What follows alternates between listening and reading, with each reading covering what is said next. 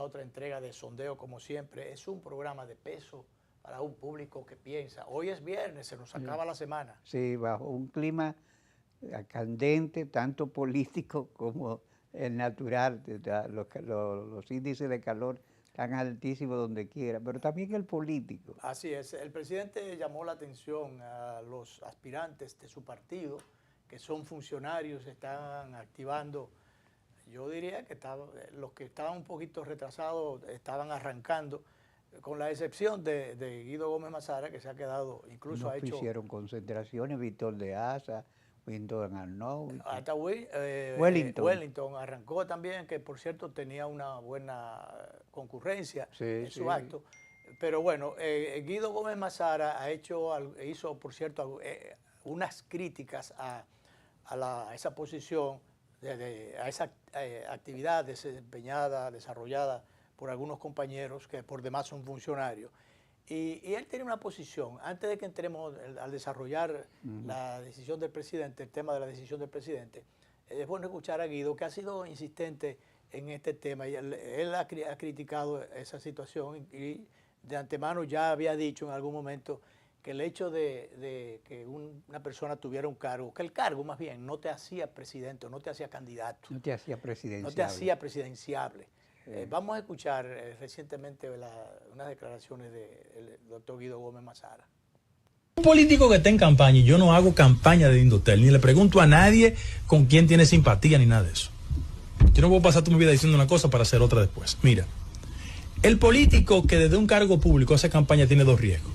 El primero, le dedica tiempo a la función o a la campaña. Hay un incumplimiento, porque se presume que los ciudadanos pagan impuestos a nosotros para que nos dediquemos al trabajo institucional. Pero en segundo lugar, cuando usted desde una posición gubernamental hace campaña, usted puede hacer de su posición un comando de campaña. Entonces eso es riesgoso. Aquí hay demasiado precedente fresco. Miren, aquí los políticos no aprendemos de los errores del pasado. Aquí hubo gente que llegaba a ser ministro de Educación y se quería presidenciable. Y desde que le quitaban la nómina del Ministerio de Educación nunca han sido nada. Porque eso no es verdad que el dinero hace líderes. Dígame uno que por la fuerza del dinero ya ha sido líder. Sobre todo la cosa, un partido como el de nosotros, un político que esté en campaña. Bien, ya suficientemente debatido, ya él lo había dicho, estamos de acuerdo. Sí, esas puntualizaciones que él hace son muy ciertas. Muy ciertas. Ahora bien, el presidente de la República, diría, vamos a decirlo, hizo bien con desautorizar estas actividades, pero no lo hizo bien cuando abrió la compuerta. Tú recordarás que inmediatamente se instaló en su segundo mandato. Sí. Él hizo una reunión con los que se presumía iban a aspirar a seguir su curso, a seguirle los pasos. Quienes iban a tratar de hacerse presidenciales. Hacerse presidenciales. De presentar credenciales. Entonces, él dio el banderazo, dejó abierta la compuerta y, por tanto, el que pudo, algunos con alguna delicadeza, otros sin ella, bueno, pues desde que tuvieron oportunidad se tiraron, hembras y varones. Y se vio en la última rendición de cuentas donde el presidente se quedó solo. Claro, y se agruparon, cada facción salió por un lado. Salió por su lado. Entonces, que fue un acto de indelicadeza, ¿verdad? Bastante. Bueno, definitivamente, porque ni siquiera se respetó la solemnidad y la importancia del acto y de la presencia del presidente, el líder del partido. Y ¿verdad? Se envió una muy mala señal. Efectivamente, se envió una muy mala señal. Entonces, el presidente quizás debió haberse reservado diríamos, haberse reservado esa decisión, porque al abrir la compuerta sentaba un precedente que, fíjate, ha tenido que intervenir, porque definitivamente en la política se cometen no solamente torpezas, también cometen también imprudencias. Sí. Entonces, a pesar de que eso está prohibido, porque no está... Quien tiene que dar el banderazo para la campaña electoral, interna y no interna, es la Junta Central Electoral. Claro. Que por cierto se la ha estado ignorando con respecto a los periodos, a los plazos en que deben hacerse estas cosas. Y entonces el presidente lo dijo, fue muy tajante, bueno, el que quiera hacer proselitismo político tiene que irse del cargo.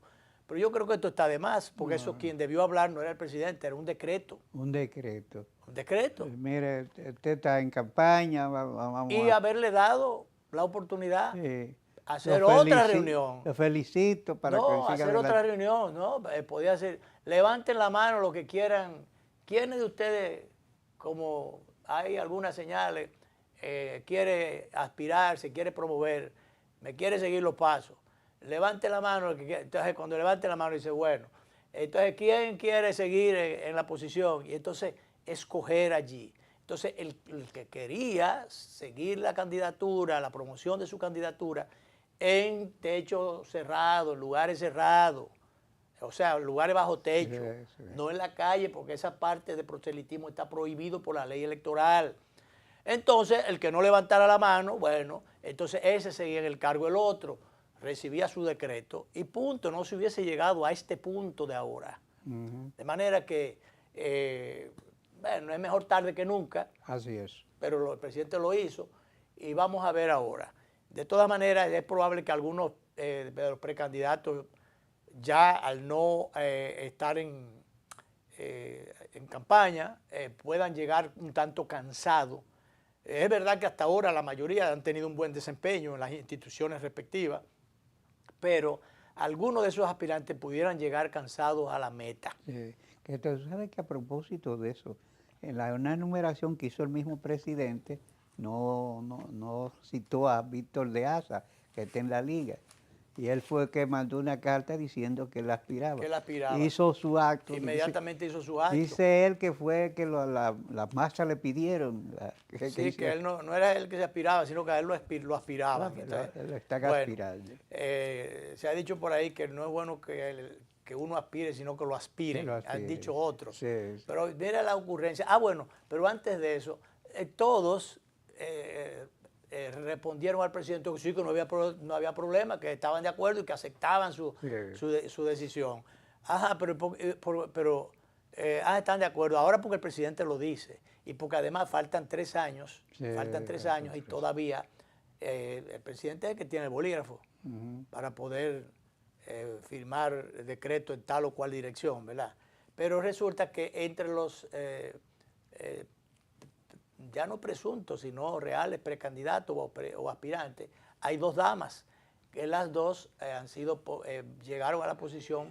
Y ahí no hay decreto que la saque. Son posiciones electivas, no llegaron allí por decreto. Entonces, Carolina, la alcaldesa de la capital, cuyo padre, Hipólito Mejía, ha estado activando abiertamente. Sí. Abiertamente. Está tirado a la calle del medio. Tirado a la calle en medio y a la orilla de la calle también.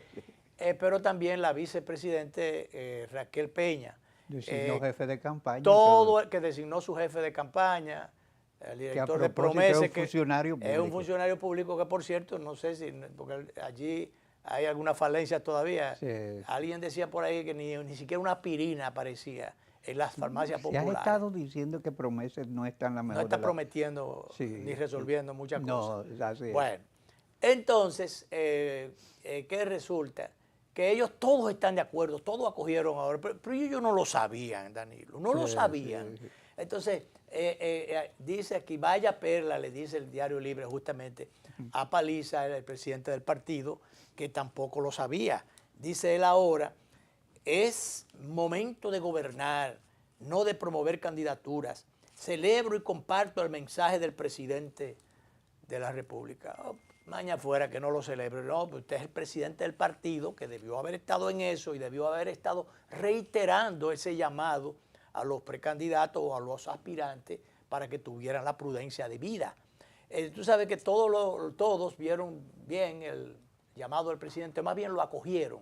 En el caso de Guido hay que resaltar que él no tuvo que hacerlo porque él ha dicho sencillamente que el día que él tome la decisión de aspirar a demostrar una aspiración presidencial, él deja la posición pública que tiene. Entonces, pero los otros están tirados a la calle en medio. ¿Cómo se van a manejar ahora sin desde la posición? pero ¿cómo van a promover su candidatura? Sí, ahora van a tener más probablemente recurran a más disimulo, Sí, porque ya ellos no van a poder frenar lo que ya está en curso. Claro, yo también está, Yayo, el de la aduana, también está, él no está abiertamente haciendo esa campaña, sino haciendo sus amarres. Pero a él, en beneficio de él, está el buen desempeño que se le atribuye a su gestión en aduana, que justamente es lo que tiene que hablar, haga un buen desempeño dentro de su institución. Así es. Y después que sea ese desempeño el que hable, la eficiencia, los resultados, los que hablen por usted. De hecho, esto es lo que lo ha soliviantado un poco. Claro, a él y a otros también. Sí. Yo lo que creo que el presidente debió, no que señale de dedo, porque la democracia interna había que dejarla que se manifestara y además las aspiraciones son legítimas. Pero, qué sé yo, debió estarse preseñalando, si se quiere, o apuntalando, mejor corresponde, apuntalando a alguien para que, pero no desde un cargo, dejar a alguien o señalar o qué sé yo, avisorar, no sé cuál sería el término más adecuado. Debió dejarse eso para más adelante. Pero más adelante. Sí, dentro de año y medio decir, mira, aquí está. Claro, porque realmente... Pero mira, tú señalaste los otros días un caso. A ti no te gusta tanto los baloncestos. Mire, en el baloncesto hay una figura que es la lucha dura en la zona de la pintura. Es para coger un rebote.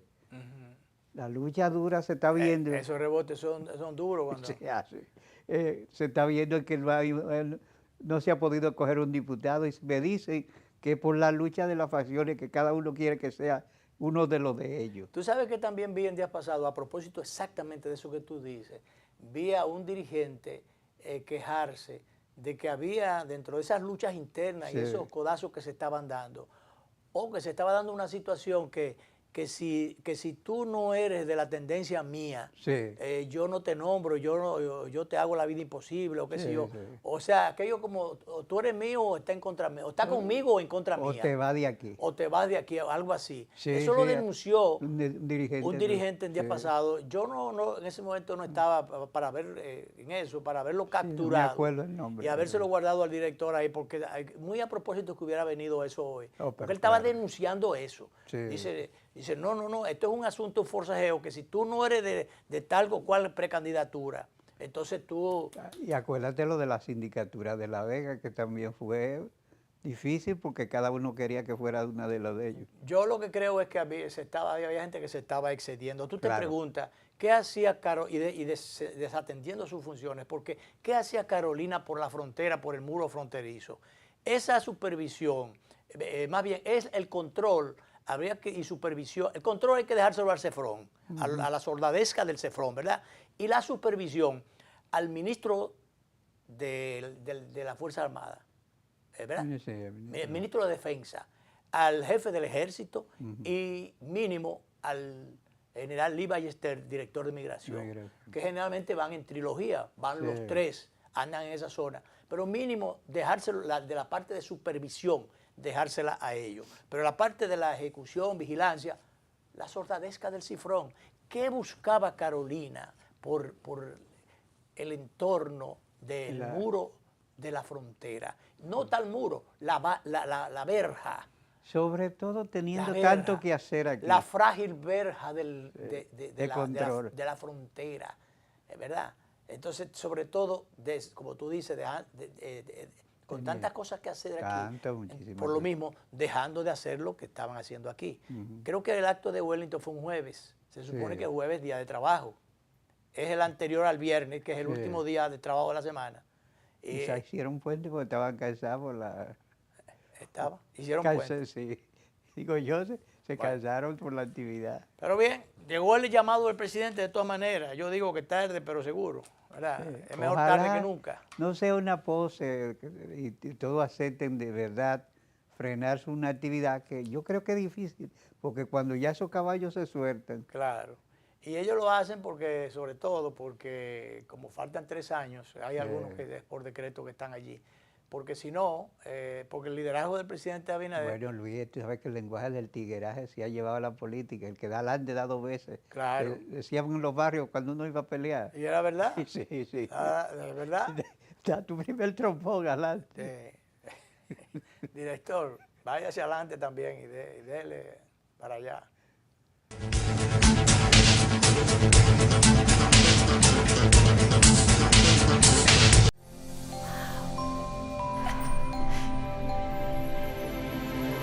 Atrévete a encontrar eso que quieres. Solo tu magia la puede hacer brillar. Las ideas que siempre has imaginado, ilumínalas y hazlas realidad. Las puedes cumplir. Cada idea que tienes brilla en ti. Así que vamos a cumplirla.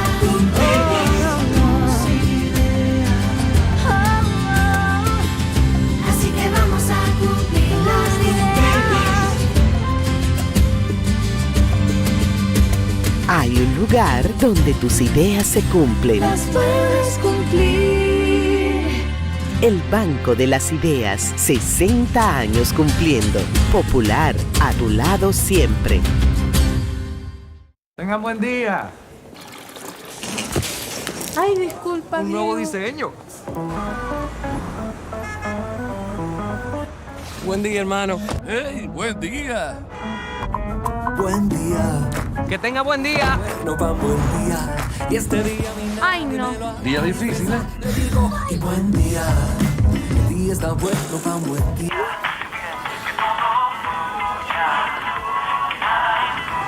Ay, perdón. No te preocupes, está bien.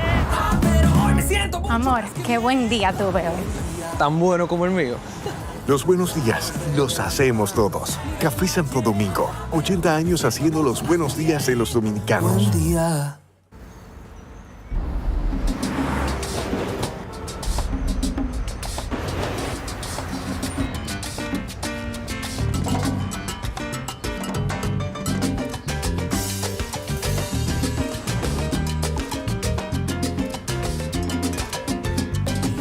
Si hay algo que sabemos en RD, es fajarnos en equipo. En cada inning de la vida, jugamos por nuestra gente. Sin importar la distancia ni el tiempo, el cariño siempre se siente. Porque donde hay un dominicano, hay alguien brillando por lo suyo. Con Remesas Banreservas recibes dinero fácil y seguro. Dile a los tuyos que te envíen a través de nuestros remesadores aliados o usando nuestra app Remesas Reservas con cargo a su cuenta o tarjeta. Banreservas, el banco de todos los dominicanos.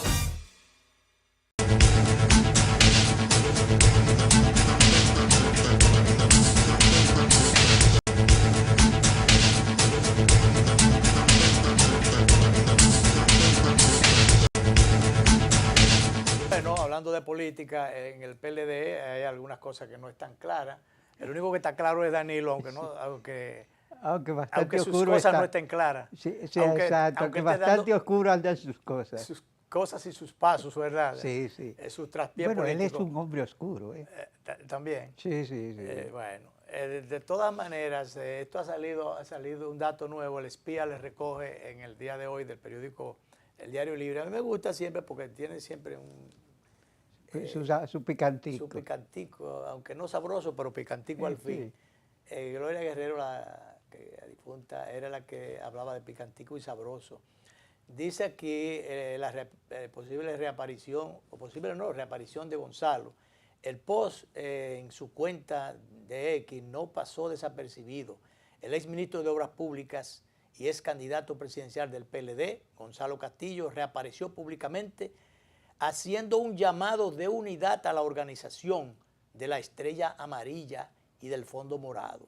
En medio de la tirantez interna por la elección del candidato presidencial para el 28, no parece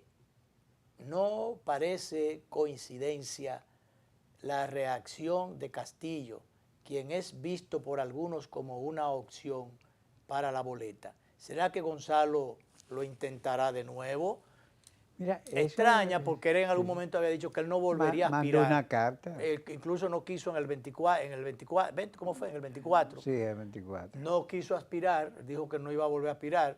Y entonces, bueno, hay algunos que entienden. Gonzalo fue un mal candidato, sobre todo impulsado con mala leche, con mala fe y malas formas, y sobre todo impulsado también para imponer una candidatura interna con mucha trampa, con mucha perversidad, para no decirlo, con mucha travesura.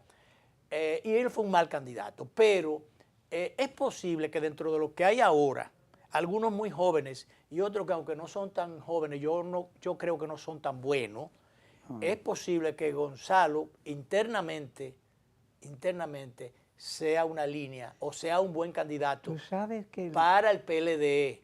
No estoy diciendo para el país o para ganar unas elecciones. ¿Sabes que están haciendo unos cálculos que yo creo entiendo? A él lo pusieron a sacar un 38%. Lo pusieron a sacar un 38%. El peso de todo que tenía todavía el PLD en ese momento, la marca partido. La marca partido. Sí. Los cuartos del Estado, Danilo. Claro, acuérdate que eran gobierno. La maquinaria, la logística. Se invirtió muchísimo. Se metió de cabeza en ese proyecto. Y hoy esas condiciones no existen. Claro que no. Y él envuelve el candidato con más éxito. Candidato estereotipado como descalificado. Claro. Entonces, yo no sé quién está haciendo ese invento. Pero es otro invento. Claro, pero quizás sea el mejor invento para los fines de los intereses particulares o los propósitos personales de Danilo, como ha sido de un tiempo a esta parte.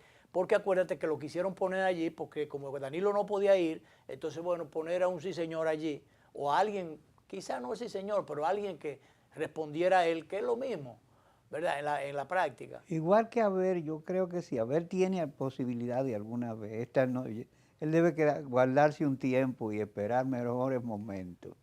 Ya el momento de él pasó, Danilo, yo se lo escribí, puedo sacar la par de columnas que le escribí, a ver, pudiera llegar a la presidencia, le escribí en un momento.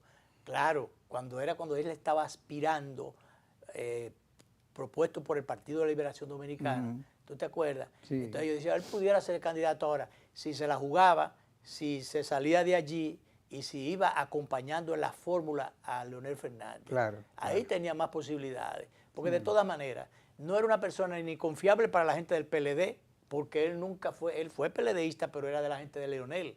Entonces después, ni era confiable a la gente del PLD, aunque era su candidato, y para la gente de Leonel no lo era tampoco, porque él cuando debió haberse ido, o debió haber acompañado a Leonel, no lo hizo. Entonces no era confiable para ninguna de las partes. Y rompió ya definitivamente, él rompió con Danilo, porque cuando él pierde las elecciones, que da declaraciones que contradicen la línea del PLD, ya él se quemó las naves ahí. Claro, esas cosas no disgustan al amo de la organización. Cuando ve que alguien tiene determinada independencia. Entonces por eso le han querido meter fichas. Algunos creen que con la salida de Gonzalo pudiera salir de juego Francisco Javier. Francisco Javier, que tuvo la oportunidad, la proyección que le dio Leonel y que le dio Danilo después, oportunidades de crecimiento personal, crecimiento económico, crecimiento político, pero le dieron las oportunidades del mundo, unos y otros. Entonces él era el que manejaba las candidaturas, encargado de la... Se hizo un exitoso jefe de campaña, proyectó esa imagen de exitoso, aunque hizo una jugareta allí que bueno, cuando Abel Martínez, siendo el jefe de campaña de Abel, a medio talle le renunció, le hizo un daño tremendo, porque él tenía sus aspiraciones particulares y él entendió que probablemente tenía más peso específico o más mérito, no sé, que Abel Martínez, y entonces lo que hizo fue una jugareta, renunciar la mitad de camino, que le hizo más daño que bien, más daño, porque en ese momento el jefe de campaña le renuncia. ¿Qué mensaje tú estás mandando? No tiene confianza en el proyecto. E hizo algunas determinadas críticas que tampoco ayudaron al proyecto. Su carta fue letal para el proyecto carta de renuncia, que la hizo pública. Entonces, a partir de ahí, él se echó y, bueno, Abel hizo lo que pudo hacer. Mucha gente dijo que él no quería perder la faja de sí, de que exitoso jefe de campaña. De exitoso jefe de campaña. Pero no, eso fue una jugareta para hacerle daño a Abel y después posicionarse él tal cual ha ocurrido y ha anunciado de hace un tiempo para acá que él está haciendo un recorrido por el país y que bueno, que él está en la lista y se está promoviendo. Bueno, veremos a ver qué pasa y cómo sortea el PLD. De todas maneras, no es momento del PLD. Estamos todavía 3 años de campaña, para la campaña más bien, para la campaña. Pero el PLD no ha limpiado su imagen, no ha exculpado sus penas todavía. Sus penas no, porque no ha dado pena nada. Tú sabes que no, yo creo sus culpas. Que deben... no ha purgado sus culpas. Sí, no han espiado. Entonces, tú sabes que hay cosas que son espejismos. Por ejemplo, tú juntas a 400 personas y tú sabes que se da la sensación de que es un mar de gente que hay si tú la juntas en un lugar donde... Danilo, tú juntas 50.000 personas en un sitio. 50.000 personas en términos políticos como un efecto no, eso está bien. Ahora, como efectivo, 50.000 personas no es nada. No. Ni 100.000 tampoco. No, pero te digo porque con Danilo respecto al universo electoral. Está haciendo unos recorridos y que se ve mucha gente saludándolo y aquello. El PLD fue un partido que duró 20 años en el gobierno. Su fidelidad de mucha gente la tiene un hombre que fue presidente durante 2 periodos. Pero eso no significa que esas masas vayan a responderle electoralmente. Claro, cuando él baja en línea, dice, bueno, que esto es por aquí. Mira, cuando se vea que el melao o el dulce del melao es en otro lado que está, en un momento determinado, vamos a ver cómo habla la realidad cuando el tiempo llegue. Pero mira, Danilo, que no es verdad que es muy difícil que pueda llegar a un acuerdo electoral con la fuerza del pueblo, porque él lo que no quiere es que Leonel vuelva a ser presidente. Entonces, esa es su obsesión. Entonces, vamos a ver qué pasa cuando se presente el momento, qué dice Danilo y qué dicen las bases o qué dicen las masas de su partido, porque Danilo prefiere tener un partido chiquito, como diría Guido. Con respecto al PRD y a Miguel Vargas en su momento. Ya no voy a decir que para hacer un gran negocio, como diría Guido, pero por lo menos tener un partido chiquito, porque ese es su refugio. Sí, y mantenerse como jefe de algo. Jefe de algo, administrar un dinero allí. Sí. Pero bueno, todavía el PLD está como mayoritario. Sí. Pero tú puedes estar seguro que la correlación de fuerza y la parte numérica va a cambiar. Bueno, ahí está nuestro amigo Quique Antún Henao dirigiendo lo que es una ficción de partidos. Claro. El Partido Reformista, igual que Trajano Santana con el PRI. Que en un momento determinado debería, en la modificación electoral, debería determinarse los plazos, qué sé yo, las etapas y las condiciones para la permanencia de un partido. Porque tú no puedes estar succionando el presupuesto nacional allí y existiendo como partido si tú no signinica... No tiene trascendencia electoral ninguna. Eso debe tener... Es una rémora pegada a uno de los grandes para ganar un regidor y decir... Y mantenerse, tener que conservar la personería jurídica o la franquicia.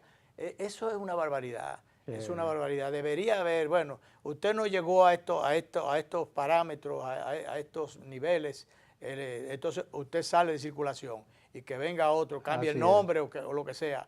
Pero entonces, o darle oportunidad a otros partidos. Pero eso de mantenerse agarrado, no voy a decir a la teta de la vaca, pero sí a la teta del presupuesto nacional. Eso no puede ser. No. Pero bien, vámonos entonces por esta parte, a la segunda pausa. Ya entramos inmediatamente retornemos con Abraham Montero, especialista en materia tributaria, que nos trae sus acostumbradas orientaciones. Muy necesarias. Muy necesarias para los neófitos en esta materia, que lo somos en esa materia, aunque es materia que le da dolor de cabeza cada cierto tiempo a todo el mundo. Porque la DGI anda arrasando. Con el, aunque con a el veces cuchillo sin afilado, razón. con el cuchillo afilado. Sí, señor. Bien, vamos, director.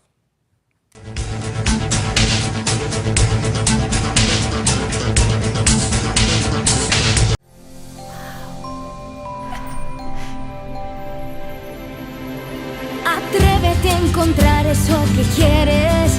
Solo tu magia la puede hacer brillar.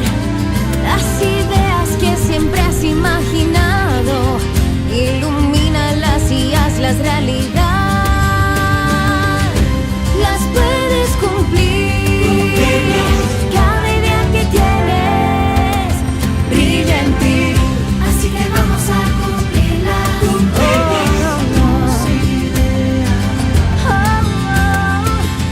Así que vamos a cumplir las ideas. Hay un lugar donde tus ideas se cumplen. Las puedes cumplir. El Banco de las Ideas, 60 años cumpliendo. Popular, a tu lado siempre. Tengan buen día. Ay, disculpa. Un nuevo Diego. diseño.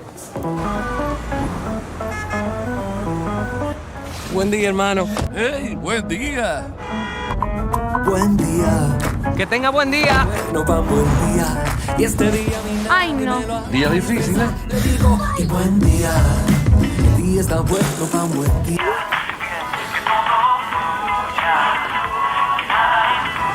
Ay, perdón. No, no te preocupes, está bien. Pero hoy me siento mucho. Amor, qué buen día tuve hoy. Tan bueno como el mío. Los buenos días los hacemos todos. Café Santo Domingo, 80 años haciendo los buenos días de los dominicanos. Buen día.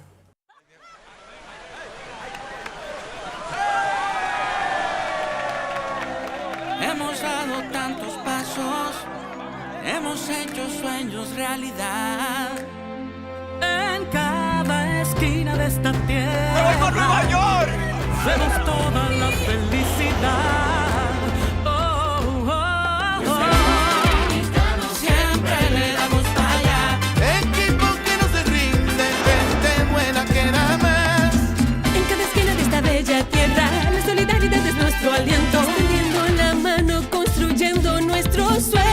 Es que los dominicanos siempre le damos En Banreservas ponemos el corazón en el crecimiento de nuestra gente, comprometidos en todo momento y ocasión en ser el banco de todos los dominicanos.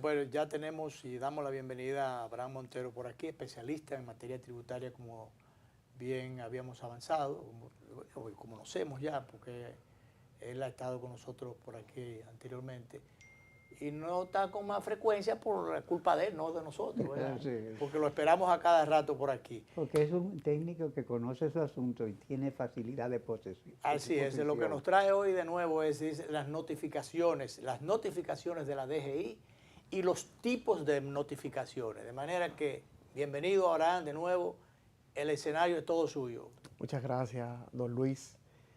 Bueno, aquí estamos para orientar a la teleaudiencia y también a los contribuyentes que están viendo el programa. ¿En qué consisten las notificaciones de la DGI? Las notificaciones no son más que un aviso que da la Administración Tributaria por cualquiera de las vías facultativas. ¿Los avisos pueden ser buenas noticias o malas noticias? ¿O las dos cosas? O automáticos.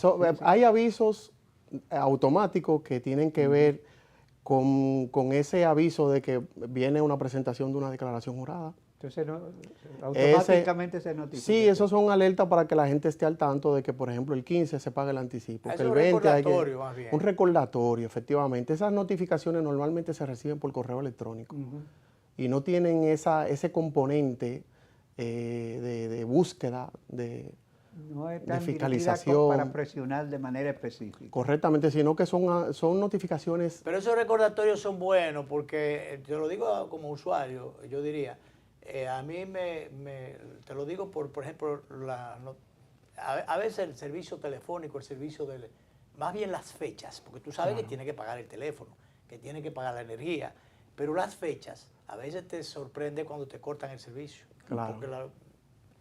Sí, en este caso la alerta es más bien para que la gente evite, para que el contribuyente no pague el recargo, para que cumpla con el deber formal conforme a lo establecido en la ley.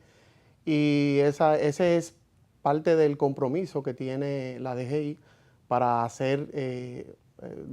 notificarle a ese contribuyente para que esté atento a sus obligaciones. También tenemos las notificaciones que tienen que ver con fiscalización. Esta sí hay que prestarle atención. Porque explícanos esa parte, con la fiscalización, ¿en qué consiste?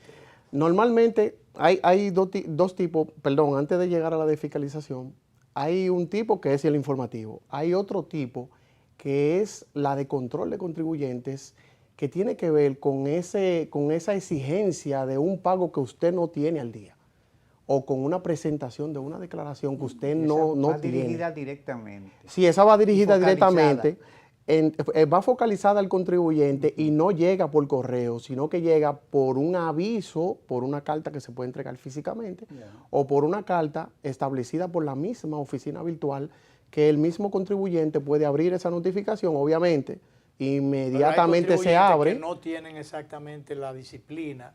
Ese es el componente de riesgo que tiene. La información a tiempo no la tiene. Efectivamente, ese es el componente de riesgo que tiene, que al momento de abrir una notificación de esta, tiene que ser una persona calificada, que sepa lo que está recibiendo, porque eso es una alerta, obviamente. Ese tipo de notificaciones es una gestión de cobro o una gestión en la búsqueda de que el contribuyente se ponga al día en sus obligaciones tributarias, sea en la presentación de una declaración o el pago de un impuesto. Y al margen de esa, no nos olvidamos de la notificación, estamos en ese tema, pero se me ocurre, ya que hablaste de pago, esas reclamaciones a veces que hacía, o cargos sobre cargo incluso, que hacía la DGI, estoy hablando en el pasado, por lo menos casos que yo tuve que ver en algún momento, o por lo menos que fui afectado, de reclamos que te hacían de pago, pero entonces tú escribías y tratabas de demostrar que tú estabas al día en tu asunto, que hubo por ejemplo, retenciones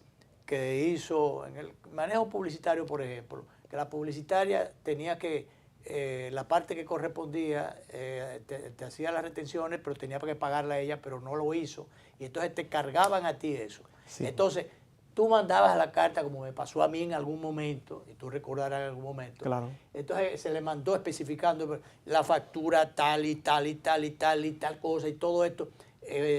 Fíjese que nosotros hicimos la parte, nosotros la mandamos, pero esto fue que el cliente no la mandó. Entonces, como quiera, te ajustaban a ti el cobro de nuevo, incluso ya con el cargo sobre cargo. Claro. Entonces, ¿qué tanto se ha mejorado eso? ¿O se sigue con la misma práctica? No, mire, luego de esta notificación, que es la búsqueda de esa presentación, viene otro tipo de notificación, que esa es la notificación que va dirigida a la búsqueda de que usted aclare una inconsistencia, una posible inconsistencia que está generando en el sistema de información. Esta inconsistencia consiste en que lo que usted presentó no está de acuerdo con lo que presentó su cliente. Entonces, ¿qué pasa? Ahí es donde surgen las notificaciones de fiscalización, que son aquellas que se le notifica al cliente y se le dice, mira, yo te estoy citando a la administración que te corresponde, la Lincoln, la Máximo Gómez, los próceres, para que tú acudas en un plazo de 5 días hábiles y que te presente para yo entregarte un detalle de lo que consiste esta notificación por estas supuestas inconsistencias. Esta notificación, una vez recibida y el formulario de detalle, automáticamente usted tiene la obligación, conforme a la ley, de responder por esa notificación, por ese detalle, para demostrarle a la DGI si es cierta la inconsistencia que se le fue notificada, si se corresponde o no, y esto va de la mano con un escrito de descargo, un escrito de defensa. Pero hay la posibilidad entonces de descargo, porque sí, es claro. que yo no tuve experiencia de que ellos aceptaran las explicaciones o los razonamientos que tú le hicieras. Efectivamente. Eso es así porque la DGI es cuadrada. No necesariamente eso, porque muchas veces estas inconsistencias son errores. Son errores. Que son provocadas. Sus errores. No puede ser errores no de ellos. No son errores propiamente de la DGI. La DGI puede tener una aplicación incorrecta de los procedimientos y de la aplicación de la ley, pero en cuanto a los temas de fiscalización, por cruce de información, se generan automáticamente por la información que ambos actores de la información... Es el sistema el que habla. Exactamente. Ahora bien, una vez yo, habiendo depositado ese escrito de descargo y la documentación que lo soporta, es una prerrogativa de la Administración Tributaria hacer el análisis correspondiente para que este cliente, para ver si este cliente tiene la razón o no. Muchas veces... Lo hacen, Abraham. Sí, lo hacen. Lo hacen muchas veces. Ahora, ¿dónde entra el dilema, el gran dilema? Que muchas de estas notificaciones, y ojo con esto, muchas de estas notificaciones están amparadas en un criterio legal de la ley 107.14, amparado en una presunción. La ley establece que hay estimaciones o consideraciones de la DGI en cuanto a lo que usted pudiera tener como ingreso o no. ¿Una presunción de qué? Una presunción de esos ingresos que usted pudiera tener. Por ejemplo, usted tiene... Ahí en esa parte es el único sitio, el único aspecto donde la presunción no favorece al contribuyente para nada. Para nada, porque en justicia la presunción de inocencia es un derecho fundamental. Resulta que aquí no... Entonces tú quieres demostrar tal cosa, pero no se presupone que tú puedes tener la razón, sino que tú tienes que sobradamente demostrar que realmente la tienes. Efectivamente. Y la misma ley te faculta para que tú puedas demostrar en el tiempo establecido por la ley. Es un poco difícil porque primero, gran parte de los problemas que pudiera tener el contribuyente es que no acceda a una correcta asesoría tributaria a mano de un experto. Iba a preguntar, ¿puedo yo presentarme con mi asesor tributario a que debata con el técnico de la DGI? Claro que sí. El debate siempre va de la mano con ese escrito de descargo y la documentación, porque un debate... La única diferencia, Abraham y Danilo Climen, que realmente la DGI ha obligado para beneficio de los contadores, pero en perjuicio en este caso de los pequeños clientes, o qué sé yo, pequeños o ciudadanos que puedan tener un negocito de pequeña monta, que no estén necesariamente... O a un profesional liberal que ha hecho un pequeño contrato. Que te obliga a tener el servicio de un asesor, porque tú solo no manejas esas informaciones. No necesariamente tiene que... dejarte asistir de un asesor. Así es. Y en efecto... Eso es bueno y es malo, porque es bueno para los profesionales, pero no todas las veces o no todos los profesionales liberales están en condiciones o en capacidad de poder... Y a veces sale más barato el asesor, porque uno a veces se molesta y no va con los mejores argumentos, y entonces la penalización quedó. Es correcto, porque normalmente el conocedor de la ley es muy compleja, la ley tributaria dominicana. Tiene muchas leyes, muchas normas, muchos entuertos que normalmente el contribuyente no lo conoce. De hacer algunas recomendaciones. Yo no diría que a los legisladores, que son los que están facultados para modificar las leyes, sino también a la propia autoridad tributaria, de vamos a mejorar estas cosas. No hay una asociación de contadores o ¿cuál es el gremio profesional más a mano que diríamos que pueda hacer esas recomendaciones? Porque pudiera ser que se acercaran a un legislador, y yo puedo hablar con un amigo mío para llevar eso al Senado, porque realmente sería bueno modificar. Las leyes siempre son mejorables. Sí, hay una intención de que se mejore el título 1 del Código Tributario, que tiene algunas cosas que pudieran favorecer, en efecto, al contribuyente. La DGI tiene un contacto directo, por ejemplo, con el Consejo Nacional de Consultores Impositivos, el CONACI, que es uno de los organismos que más tiene contacto con la dirección de la administración tributaria. Y los escuchan. ¿Está conformado? Por asesores tributarios. O sea, es una entidad privada con impacto público. No, es una asociación sin fines de lucro a la cual pertenezco. Y ahí hay debates, incluso la administración tributaria hace publicación cuando se va a emitir una norma general y llama al público en general para que participen y hagan sus observaciones con relación... Se hace vista pública. Se hace vista pública, efectivamente, y eso se publica por los medios. En ese sentido, hay un contacto muy de cerca con la población y con los asesores. El hecho es que la administración utiliza unos mecanismos de fiscalización y de cruce de información que son un poco peligrosos si no se responde a tiempo y si no hay una correcta visión de lo que se está notificando y cómo este asesor, que es un experto en materia tributaria, puede abordar en materia argumentativa y en materia documental frente a esta notificación y que tenga una favorabilidad en cuanto a esa notificación que se le ha hecho. Yo tengo muchísimos casos que he sido favorecido porque son informaciones que son cruzadas, pero son erróneas porque el cliente cometió un error al enviar las informaciones. Pero hay otras que son, como le dije anteriormente, presunciones que hace la administración tributaria y esas presunciones tú tienes que desmontarlas mediante documentación, mediante argumentación y cayéndole encima a eso. Abraham, así que como hay en política, por ejemplo, no cualquier político, no cualquier aspirante puede ser candidato o puede ser presidente, no cualquiera puede ser presidente. Cualquier contador no necesariamente puede ser asesor tributario. No necesariamente. Eso es una especialidad. Es una especialidad porque el contador está en el día a día, en el trabajo diario, en el cumplimiento de esos registros. Contadores de costos. Claro que sí, pero cuando se trata de ya un asesor tributario, que no necesariamente es contador. Yo, en mi caso, soy contador, fui auditor, soy un contador que tuvo mucha experiencia en el sector privado.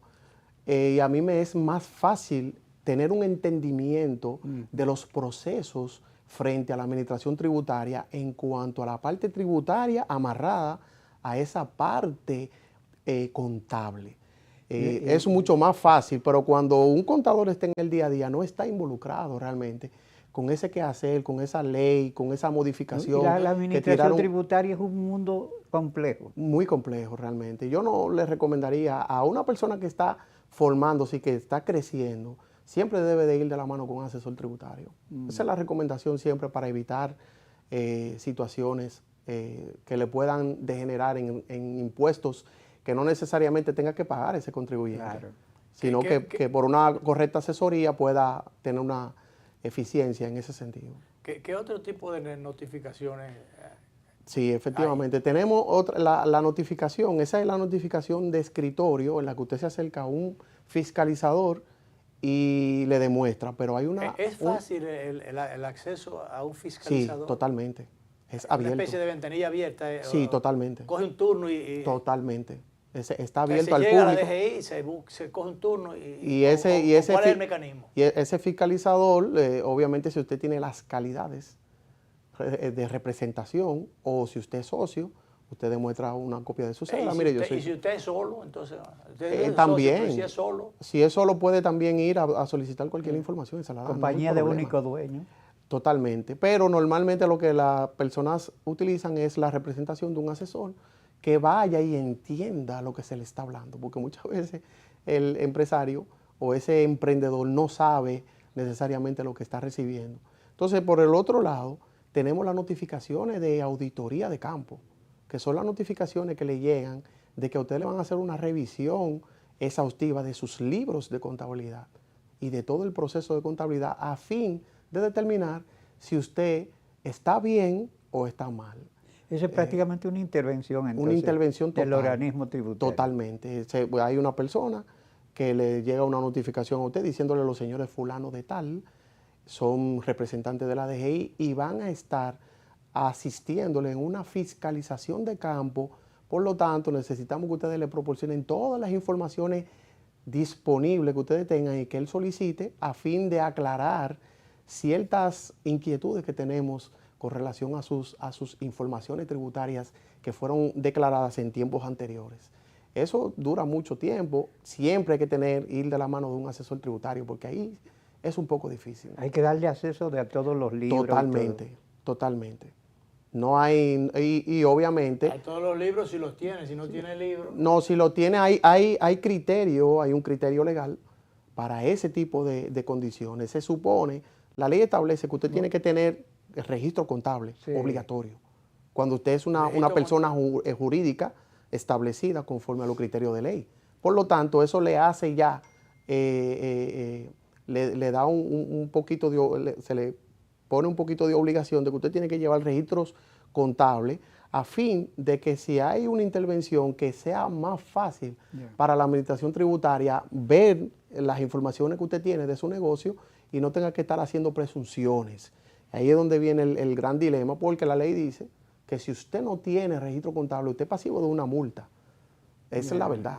Empezando por ahí. Empezando por ahí y después interviene en tu movimiento bancario. Efectivamente. No, ahí es un poco más difícil porque cuando usted no tiene registro, ahí está a la mano de la administración tributaria que le haga una presunción de lo que pudo haber sido sus ganancias en un periodo determinado, aplicándole reglas obviamente establecidas en la ley. Pero ahí es donde se tranca el juego. Sí. Porque muchas veces usted puede tener una fiscalización de campo y no necesariamente salir con interés fiscal. Yo he tenido auditoría de campo para clientes y han salido con pocos impuestos determinados y no necesariamente tiene que ser esa gran cosa. Que muchas veces se ha encontrado ganancia de causa para el cliente. Mire, casi la mayoría de las veces. La mayoría de las veces. Así es. Nunca, la DGI es muy difícil que no encuentre porque muchas veces hay consideraciones de la DGI a raíz de un criterio que pudiera estar ahí un poco pueda ser cuestionable. Pero una cosa es consideración, otra cosa es que consideren. O sea, generalmente la DGI considera tal cosa. Sí. No es que está considerando al contribuyente. No. No, sino que a mí me gusta mucho cuando yo veo que hay un levantamiento, hay un hallazgo, y el fiscalizador de campo o el de escritorio me dice, no, porque tal cosa, y le digo, bueno, lo que pasa es que esto hay que verlo a raíz de lo que dice la ley. Si la ley no dice eso, tú no puedes hacer... La DGI... O sea, pero la ley da mucho espacio a la DGI, a la autoridad tributaria, a la discrecionalidad, o la ley es muy clara la ley es clara. El artículo 44 del Código Tributario faculta a la administración tributaria para que haga los levantamientos que sean necesarios a fin de captar el tributo. Sí, o sea, pero está bien, pero la discrecionalidad que yo digo, ¿qué tanto margen le da al fiscalizador a aplicar esa discrecionalidad y a veces quizás chocando con los términos de la ley? No es posible eso. No es posible, porque ahí hay dos vertientes. Usted tiene un hallazgo. Toda autoridad sale con su código, tiene su código, la policía, pero en la calle muchas veces le aplican el código de cada uno. Sí, entonces, pero aquí no, dice la ley. Aquí no funciona, y para eso el contribuyente tiene el derecho de recurrir en un recurso de reconsideración conforme al artículo 57 de la ley. Pero a la misma institución. A la misma institución, en un departamento que se llama el Departamento de Reconsideración. Reconsideración y recibo de quejas. Ahora bien, qué interesante, mira a qué punto caímos. Pero no hay un tercero que pueda arbitrar esa. No, el tercero. Pero mira. El tercero entra cuando ya hay una determinación, una resolución de determinación, que es cuando ya ese organismo, el tribunal contencioso. El tribunal. Porque, o sea, pero cuando se llega ahí ya hay un problema. Sí, normalmente pero lo importante hay muchas situaciones. Es que haya una instancia, eso es lo que yo quería saber, si había una instancia donde protectora, yo diría, del Mire, actualmente se ha designado al defensor del pueblo como vedor para que las personas vayan a hacer cualquier queja. Si tienen alguna iniciativa de la misma, yo creo que fue de la misma administración tributaria, no estoy seguro. Eso está interesante porque Lucía... Es un tema que debemos tratar en la próxima. Sí, hay que seguir curteando un poco más, hurgando por ahí. No, y vamos a ilustrar a los televidentes. Claro, porque el defensor, en este caso, del pueblo, bueno, tendrá que habilitar, vamos a tener el defensor de todo el programa, habilitar una instancia para defender al contribuyente. Correcto, lo único que hay... Porque los consumidores tienen un defensor. Sí, naturalmente, pero hay un dilema acá. ¿Cuál? Que el defensor del pueblo no tiene un expertise en materia tributaria. Ya. Él podía escucharlo. Exacto, ahí tendría que tener un equipo. Pero se hará de un equipo, incluso más trabajo para los contadores. Los asesores tributarios. Sí, yo honestamente no sé en qué está, si le han estado dando seguimiento, pero sí se ha hablado de eso. No sé si ya hay un departamento. Porque es que el contribuyente no puede estar acéfalo, ¿cómo llamo yo? Desprotegido, que no tenga una instancia. Eso no es hacer justicia tributaria. Justicia tributaria, el encargado de esa... Señores, vamos a seguirle dando forma a esa figura, que hay que establecerla. Claro. Y en efecto, como le digo... Para conseguir justicia tributaria. Sí, así es. En efecto, como le indiqué anteriormente, ahí esa notificación hay que andar rápido, porque si usted no acude, le ponen una multa. El director pone multa cuando nos pasamos con la cosa. A él no le pone, pero a él habrá que ponerle algunos días. Pero ya dice que el tiempo se acabó ahora, así que debe venir más a menudo. Y te felicito por el podcast que he visto y las orientaciones que ha estado ofreciendo. Tiene un equipo ahí, hay otra joven. ¿Más de una o hay una? Somos alrededor de 6 personas que estamos activos. Un profesional que está profesionalizando su oficina. Las orientaciones realmente en esa dirección. Eso no va a servir de competencia a su sección aquí en el programa, para nada, al contrario, una proyección. Son familias, tanto la sección aquí como su podcast. Son plataformas que se apoyan mutuamente. Paralelas, para los fines. Interesante. Felicitaciones por eso y gracias por estar con nosotros, Abraham. Siempre. Vamos a repetir esta conversación y la otra parte del programa también con Abraham Montero a las 11 de la noche, como siempre, por los canales 22 y 52 de Teleimpacto. Y el director también se encarga de subirlo a las plataformas habituales, YouTube. Claro que sí. Gracias, Abraham. Bueno, nos vamos. Gracias. Nos vemos.